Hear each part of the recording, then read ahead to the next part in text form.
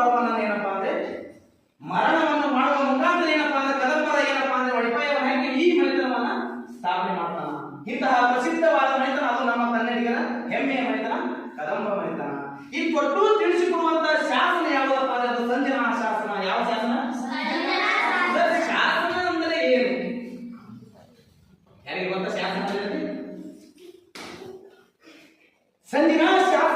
ಶಾಸನ ಅಂದ್ರೆ ಏನಪ್ಪಾ ಅಂದ್ರೆ ಒಂದು ಕಲ್ಲಿನ ಮೇಲೆ ತಮ್ಮ ಲಿಪಿಯನ್ನು ಮೂಡಿಸುವ ಮುಖಾಂತರ ಅಥವಾ ಅಕ್ಷರಗಳನ್ನ ಕೆತ್ತುವ ಮುಖಾಂತರ ಏನಪ್ಪ ಅಂದ್ರೆ ಆ ದೊರೆ ಆ ಶಾಸನ ಕುರಿತು ಏನಪ್ಪ ಅದು ತಿಳಿಸಿಕೊಡುತ್ತದೆ. ಏನಂದ್ರಪ್ಪ ಕಲ್ಲಿನ ಮೇಲೆ ಬರೆದಂತಹ ಅಥವಾ ಒಂದು ಗ್ರಹದ ಮೇಲೆ ಬಿಡಿಸಿದಂತಹ ಅಕ್ಷರಗಳು ಮತ್ತು ಲಿಪಿಗಳನ್ನ ಏನಂತ ಹೇಳ್ತಾರಪ್ಪ ಅಂದ್ರೆ ಶಾಸನ ಎಂದು ಕರೆಯುತ್ತಾರೆ. ಇದೇ ಶಾಸನ ಕುರಿತು ಸಂಜನಾ ಶಾಸನ ಹೊಡೆದ್ರ ಆ ಸಂಜನಾ ಶಾಸನದಲ್ಲಿ ಕದಂಬರ ಹಿನ್ನೆಲೆ. ಅದಕ್ಕಾಗಿ ಇವರನ್ನ ಏನಂತ ಹೇಳ್ತಾರಪ್ಪ ಅಂದ್ರೆ ಮುಂದೆ ಇವ ಏನಪ್ಪ ಮನೆತನವನ್ನು ಸ್ಥಾಪನೆ ಮಾಡೋದು ಮಯೂರ ಶರ್ಮ ಮಯೂರವನ್ನು